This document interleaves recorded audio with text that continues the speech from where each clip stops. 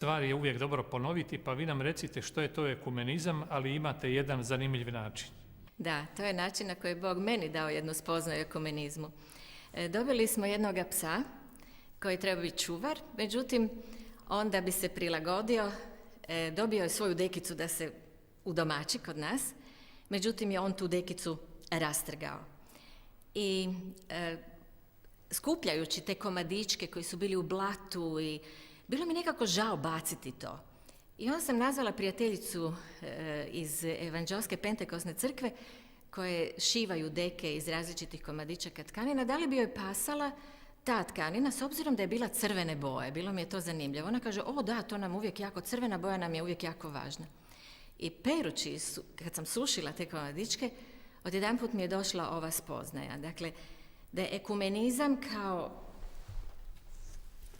jedna deka koju je imao moj pas, eto, bila je ovaka lijepa, i da je on predstavlja za mene krv Kristovu koja je platila cijenu za naše jedinstvo i on je u svojoj velikosvećeničkoj molitvi molio Oca da svi budemo jedno i da nas okupi, da nas ugrije, ohrabri i da tako budemo jači zajedno.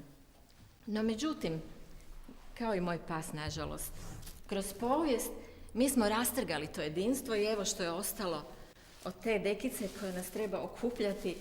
Mi smo postali razjedinjeni, odvojeni jedni od drugih, manji, veći i više nemamo tu snagu u sebi koju bismo imali da smo jedinstveni. Međutim, Duh Sveti se ne da nadmašiti.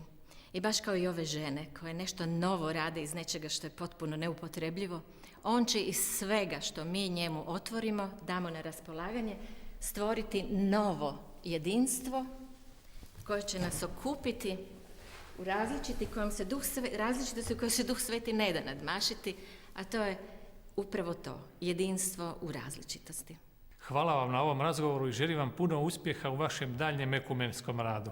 I hvala vama što ste poklonili pažnju ovoj temi.